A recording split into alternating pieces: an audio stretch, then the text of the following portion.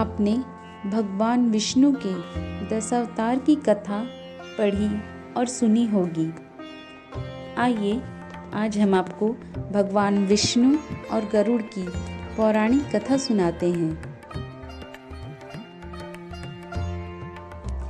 ऋषि कश्यप की कई पत्नियां थीं, जिनमें से 2 वनिता और कद्रु थी। ये दोनों ही बहनें थीं, किंतु एक दूसरे से बहुत ज़्यादा ईर्ष्या रखती थीं। दोनों के पुत्र नहीं थे। पति कश्यप ने दोनों को पुत्र के लिए एक वरदान दिया। वनिता ने 2 बलशाली पुत्र मांगे, जबकि कद्रु ने 1000 सर्प पुत्र रूप में मांगे, जो अंडे के रूप में जन्म लेने वाले थे। सर्प होने के कारण कद्रु के 1000 बेटे अंडे से उत्पन्न हुए और अपनी माँ के कहे अनुसार काम करने लगे।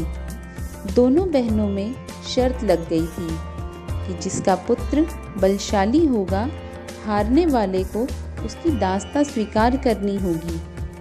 इधर सर्प ने तो जन्म ले लिया था, लेकिन वनिता के अंडे से अभी कोई पुत्र नहीं निकले थे। इसी जल्दबाजी में वनिता ने एक अंडे को पकने के पहले ही फोड़ दिया। अंडे से अर्ध विकसित बच्चा निकला, जिसके ऊपर का शरीर तो इंसान जैसा था और नीचे का शरीर अर्धपक्व था। इनका नाम अरुण था।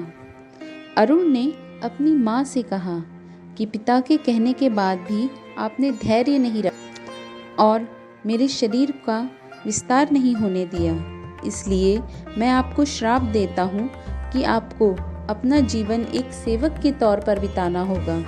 अगर दूसरे अंडे से निकला उनका पुत्र उन्हें इस श्राप से मुक्त ना करवा सका तो आजीवन दासी बनकर रहेंगी। भय से वनिता ने दूसरा अंडा नहीं फोड़ा और पुत्र के शाप देने के कारण शर्त हार गई और अपनी छोटी बहन की दासी बनकर रहने लगी। बहुत लंबे काल के बाद जब दूसरा अंडा फूटा और उसमें से विशालकाय गरुड़ निकला, जिसका मुख पक्षी की तरह और बाकी शरीर इंसान की तरह था। हालांकि उनकी पसलियों से जुड़े उनके विशालकाय पंख भी थे। जब गरुड़ को यह पता चला कि उनकी माता तो उनकी ही बहन की दासी और क्यों है यह भी पता, तो उन्होंने अपनी मौसी और सर्पों से इस दासत्व की मुक्ति के लिए शर्त पूछी। सर्पों ने वनिता की दास्ता की मुक्ति के लिए अमृत मंथन से निकला अमृत मांगा। अमृत लेने के लिए गरुड़ स्वर्गलोक की तरफ तुरंत निकल पड़े। देवताओं ने अमृत की सुरक्षा के लिए 3 चरणों की सुरक्षा कर रखी थी। पहले चरण में आग के बड़े पर्दे बिछा रखे थे।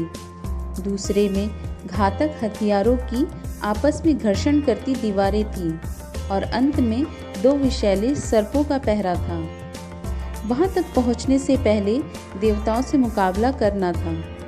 गरुड़ सबसे भिड़ गए और सब देवताओं को बिखेर दिया। तब गरुड़ ने कई नदियों का जल मुख में ले पहले चरण की आग को बुझा दिया। अगले पथ में गरुड़ ने अपना रूप इतना छोटा कर लिया कि कोई भी हथियार उसका कुछ नहीं बिगाड़ सका और सर्पों को अपने दोनों पंजों में पकड़कर अपने मुख से अमृत कलश उठा लिया और धरती की ओर चल पड़े। लेकिन तभी रास्ते में भगवान विष्णु प्रकट हुए और गरुड़ के मुंह में अमृत कलश होने के बाद भी उसके प्रति मन में लालच न होने से खुश होकर गरुड़ को वरदान दिया कि वो आजीवन अमर हो जाएंगे। तब गरुड़ ने भी भगवान को एक वरदान मांगने के लिए बोला, तो भगवान ने सवारी बनने का वरदान मांगा। इधर इंद्र ने भी गरुड़ को वरदान दिया कि सर्पों को भोजन के रूप में खा सके। इस पर गरुड़ ने भी अमृत सकुशल वापसी का वादा किया।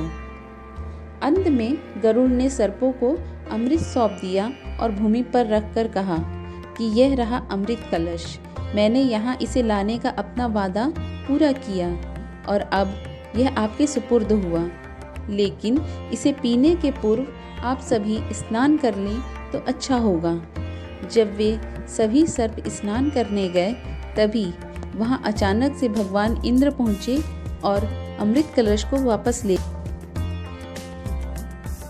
भूमि पर लेकिन कुछ बूंदें भूमि पर गिर गई जो घास पर ठहर गई थी। सर्प उन बूंदों पर झपट पड़े लेकिन उनके हाथ कुछ ना लगा और इस तरह गरुड़ की शर्त भी पूरी हो गई और सर्पों को अमृत भी नहीं मिला।